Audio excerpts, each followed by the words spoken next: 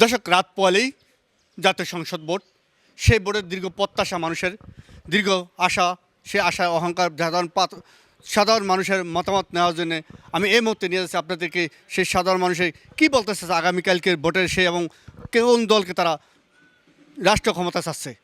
আমরা অনেক ত্যাগ তিতিক্ষার মাধ্যমে দীর্ঘ 17 বছর পরে আগামীকাল জাতীয় ত্রয়োদশ সংসদ নির্বাচন অধিবেশন হতে যাচ্ছে এবং বাংলাদেশের মানুষ ভোটের অধিকার নিশ্চিত করতে পারবে আগামীকাল ইনশাল্লাহ, এবং তাদের পছন্দের প্রার্থীকে তারা ভোট দিয়ে জাতীয় সরকার গঠন করবে।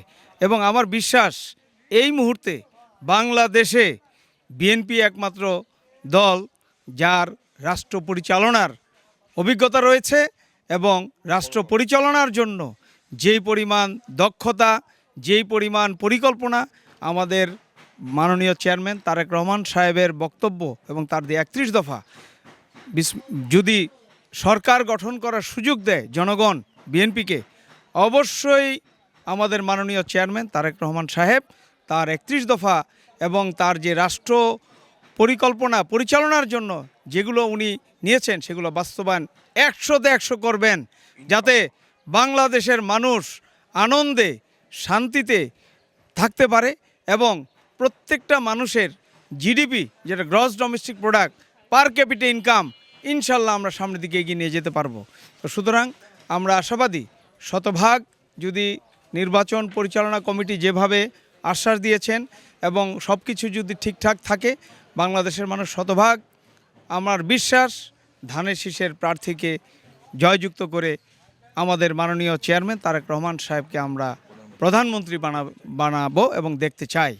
দীর্ঘ 17 বছর পর আমরা জনগণ, আমরা যারা নাকি এই দিনটার অপেক্ষায় ছিলাম, আমাদের কাছে এখন অনেক প্রতিশ্রুতি, অনেক কিছু ত্যাগ তিতিক্ষার পরে আমাদের জনাব তারেক রহমান জনগণের মাঝে এসেছে। 17 বছর পর তার মাটাও চলে গেলেন, মরহুমা খালেদা জিয়া।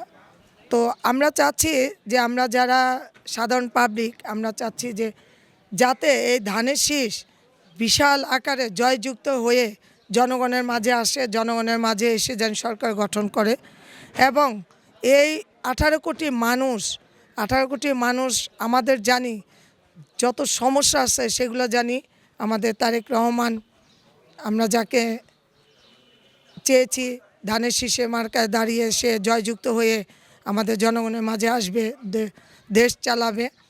আমরা চাই সে জানিয়ে এসে আমাদের গরিব দুঃখীদের পাশে দাঁড়ায়, যারা যুবক আছে তাদের পাশে দাঁড়ায়, তাদের বেকার সমস্যা সমাধান করেন এবং যে রেশন কার্ডের কথা বলেছে আমাদের দিবে, সেই রেশন কার্ডটা জানি আমরা পাই।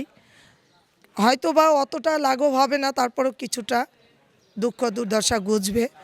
আর যে সমস্ত কাজ অপূরণ রয়ে গেছে দেশে, সেগুলো আমরা চাই এই আমাদের চেয়ারম্যান যে তারেক রহমান ধানের শীষ নিয়ে দাঁড়িয়েছেন, ওনার কাছে আমাদের আবদার, উনি যেন এই জনগণের যেটুকু চাহিদা সেটা জানি সে যথাসাধ্য চেষ্টা করে পূরণ করার জন্য। খোদার মূল্যে তারেক জিয়ারে আমরা যেন দেশের মধ্যে উন্নতি করিয়া যেন কামাই করিয়া খাইতে লইতে পারি শান্তি মতনে।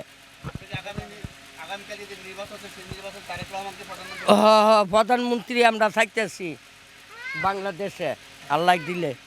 যে মানুষ কত সুন্দরভাবে জীবনযাপন করছে, এর সাথে তার আমলের কথা চিন্তা করেন, কত সুখে শান্তিতে মানুষ বসবাস করছে, তারপর আর কোনো সুখ শান্তি আমরা এরকম পাইলাম না। এর আমলেও কিছুটা ভালো চলছে, দেশে তেমন একটা বিশৃঙ্খলা বা মারামারি ধরাধরি কাটাকাটি এসব ছিল না, কিন্তু তার পরবর্তী স্টেপে আর আমরা এরকম সুখ শান্তি পাই না। আমাদের সবার আশা এই বাংলার দেশের জনগণ 17 বছর নির্বাচনে ভোট দিতে যাচ্ছে এবং এই ভোটটা দিয়ে দেশকে এগিয়ে নিয়ে যাবে এবং এই বাংলাদেশকে সবার আগে যে বাংলাদেশ অনেক দূর এগিয়ে যাবে, অনেক উন্নত হবে, বিভিন্ন সেক্টরে আনন্দে উল্লাসিত হচ্ছে। যেমন ধরেন অলগুলো সেক্টর, বাংলাদেশ পাট সমিতি বা BJMC, Bangladesh jute mill corporation, Bangladesh BCIC, এই ধরনের বিভিন্ন সংগঠন দেখতেছে কি বাংলাদেশকে উন্নতির পক্ষে দেখা যাচ্ছে। তাই সুন্দরভাবে যেন আমরা সব ভোট দিতে পারি। তবে কিছু লোক, দুষ্ট লোক নবীর আমলে দুষ্ট ছিল, আজকেও আছে, ওই দুষ্ট লোকের দুষ্টপনা করবে, কিন্তু কিছুই যায় আসে না, এদেশের জনগণের কিছু যায় আসে না। জনগণ সৎ সাহস নিয়ে কাজ করে যাবে, সুন্দরভাবে ভোট দেবে এবং ইনশাল্লাহ দেখা যাচ্ছে সবার মুখে শোনা যাচ্ছে যে ধানের শীষ প্রতীক নাকি এবার সরকার গঠন করে বাংলাদেশকে এগিয়ে নিয়ে যাবে, এটা দেখছি।